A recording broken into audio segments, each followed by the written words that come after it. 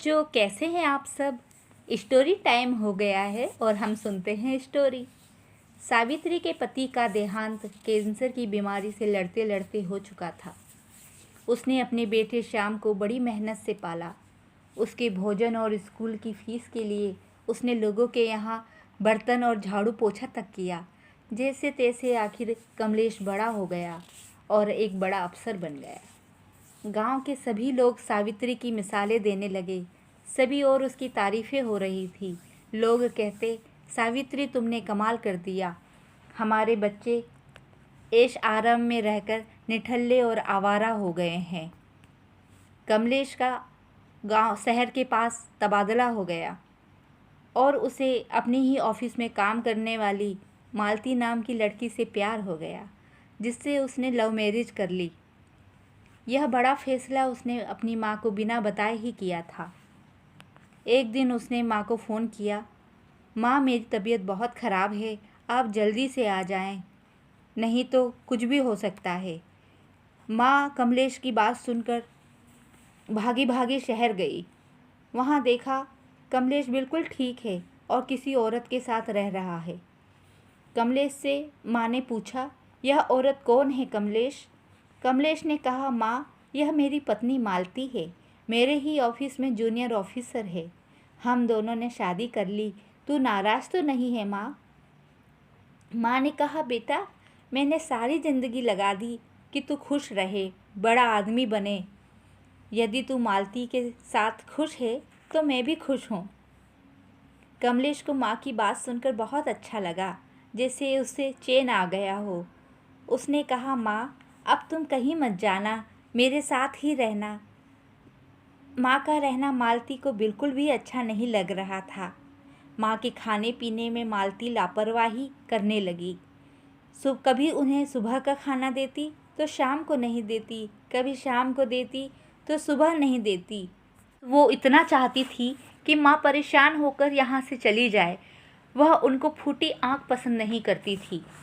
कमलेश से मालती ने कहा, आपकी माँ का स्टेटस बड़े लोगों में रहने लायक नहीं है, उन्हें जल्दी से गांव भेज दें। अगर ऐसा नहीं होगा तो मैं यह घर छोड़कर चली जाऊंगी। यह सारी बातें दरवाजे के पास खड़ी माँ सुन रही थी।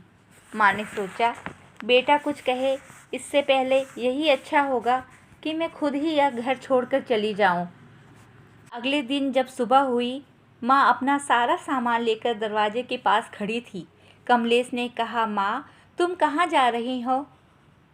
माँ ने बहाना बनाते हुए कहा, अरे वो गांव के पास अपने घर में रमा मौसी रहती थी ना, उनकी बेटी की शादी है 2 दिन बाद। उन्होंने कहलवाया है जल्दी आना, बहुत सारी तैयारियां करनी हैं।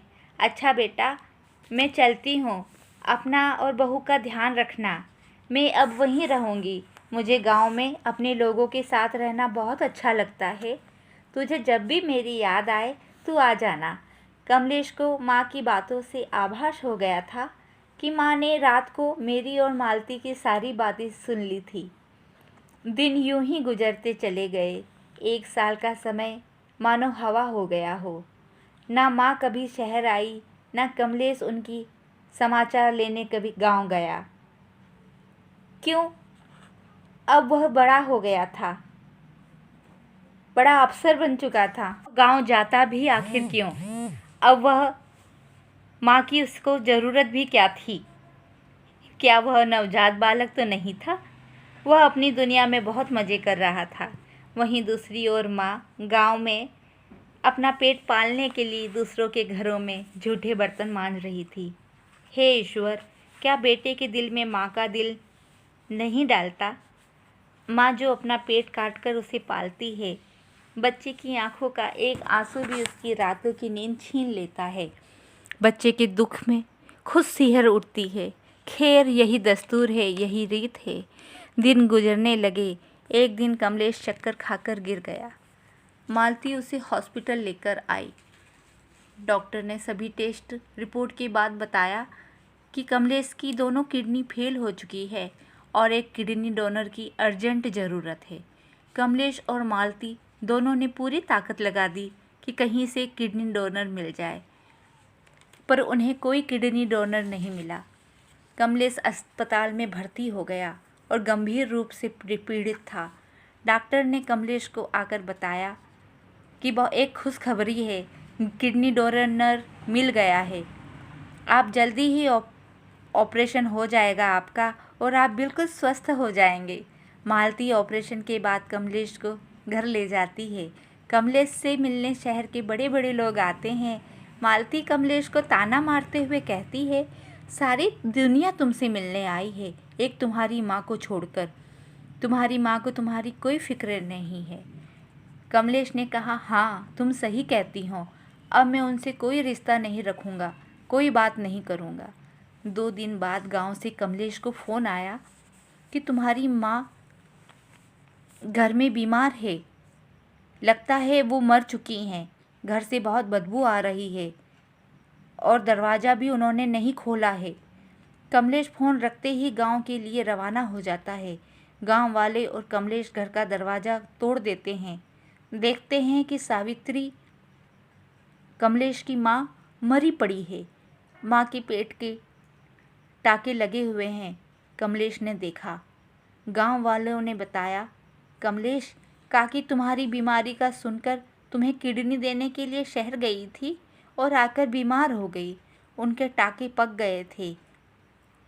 2 दिन से पेट दर्द से चिल्ला चिल्ला कर रो रही थी। तुम अब आए हो बेटा, जब तुम्हारी माँ तुमको इस दुनिया में अकेला छोड़कर चली गई। तुम्हारी माँ ने तुमको दूसरा जीवन दिया है कमलेश। कमलेश, आज तुमको देखकर लगता है कि पढ़ने लिखने के बाद अगर बच्चा इस प्रकार मुंह फेर लेता है अपने माँ बाप से, तो अच्छा है हमारे बच्चे अनपढ़ हैं, गंवार हैं। काका की बातें सुनकर वह गलती में डूब जाता है। उसकी आंखों से लगातार आंसू बह रहे थे, लेकिन जो समय गुजर गया है वो वापस तो नहीं आ सकता। मरी हुई माँ को जिंदा तो नहीं किया जा सकता। पछतावे के अलावा आज कमलेश के पास कुछ नहीं था। वह अपने को दुनिया का सबसे छोटा लाचार आदमी समझ रहा था, जिसने माँ के दूध का कर्ज और ममता का फर्ज भी नहीं निभाया।